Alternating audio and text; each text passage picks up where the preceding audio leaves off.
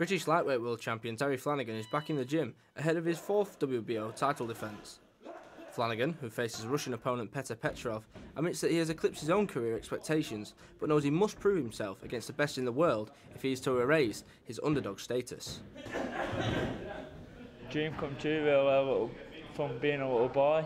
Ever since racing the gloves up for the first time, dream of becoming just a British champ, and to be world champ was like a dream come true. It's hard because I didn't have much of an amateur background, so I had to do the hard way on the small shows and put the hard graft in, and it's paid off really. Despite winning all of his 32 professional fights, Flanagan is still only ranked number 5 in the WBO rankings.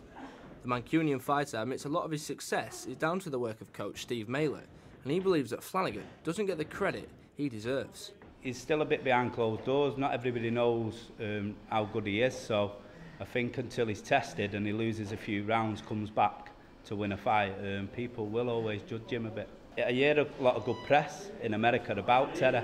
They actually think he's a good fighter. I think there's still a few doubters in Britain, so we're here to prove him wrong. Flanagan claimed the world title after a second-round stoppage against the American Jose Zepeda in 2015.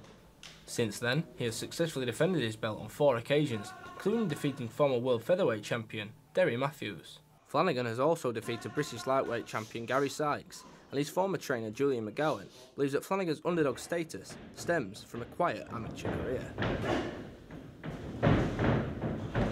It's a difficult one. I think underdogs are those people who have never sort of shone for one reason or another, and never just been the name on people's lips. I mean, Terry was the same when he was an amateur. As an amateur, he beat some good kids, but he didn't get selected for international duty. He didn't box for GB.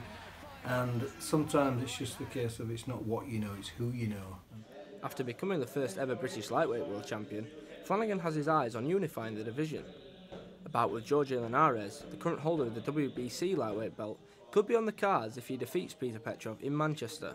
And while he and his camp are confident of defeating Linares, former sparring partner Andrew Golding believes it may come too soon. He's a good fighter,